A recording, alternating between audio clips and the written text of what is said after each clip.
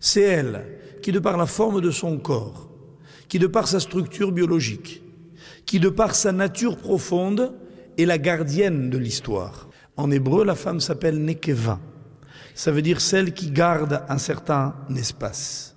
C'est elle qui abrite son mari. C'est elle qui garde son enfant. C'est elle qui a la capacité de transmettre quelque chose qu'elle a en elle, Shmira. L'homme est d'une autre nature. Et ce que va me donner précisément la femme comme assurance, comme profondeur, comme sérénité, c'est l'espace que j'occupe. Un enfant a peur de l'espace. Nous, on a peur du vide. L'homme verra l'angoisse de demain qui ne préoccupera pas la femme. Et leur complémentarité dans ce domaine joue à merveille. Le couple évitera toutes les embûches. Or, la vocation de la femme est tellement fondamentale. On a tellement besoin de gardiennes de l'espace aujourd'hui. De comprendre que précisément, c'est là ce qui va lui permettre d'être elle-même, de jouer ce rôle de protectrice. Pourquoi est-ce qu'elle est appelée sage-femme? Parce qu'elle voit l'enfant arriver. Or, remarquez une chose, c'est qu'en hébreu, Meyaledet, qui veut dire sage-femme dans la Torah, la femme qui fait accoucher, Meyaledet, ce sont les mêmes lettres que Talmid, qui veut dire l'élève. Qu'est-ce qu'une femme? Quelqu'un qui aide l'autre à être un élève. C'est-à-dire que la femme, paradoxe, elle est l'enseignant. Ça veut dire que c'est elle qui apprend la vie. C'est elle qui fait naître, qui fait germer, qui fait émerger tout ce qu'est un individu. Qui va-t-elle faire émerger? Par exemple, son mari. Une femme donne naissance à son mari. Son rôle est loin d'être secondaire. Il est celui qui consiste à donner la possibilité de naître. Une éclosion, c'est fondamental dans la vie.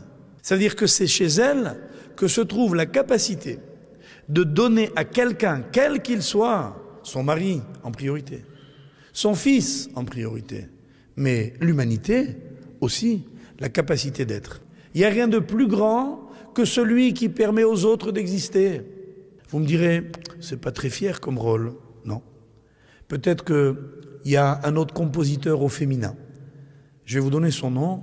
Il s'appelle la Shekhinah, la présence divine. C'est ce qu'il fait toute la journée. D'Akadosh Baruch Hu, nous ne savons qu'une chose, c'est qu'il attend l'homme, c'est qu'il pousse l'homme, c'est qu'il fait grandir l'homme, c'est qu'il le laisse agir, occuper le terrain. Et les hommes se pavanent devant la scène de l'histoire en pensant que c'est eux qui la font.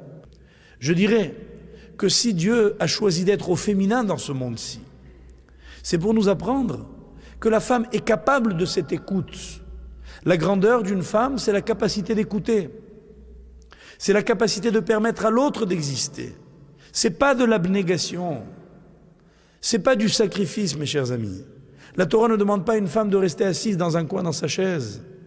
Elle demande de comprendre que la vraie satisfaction, c'est de voir l'histoire se réaliser par elle, grâce à elle.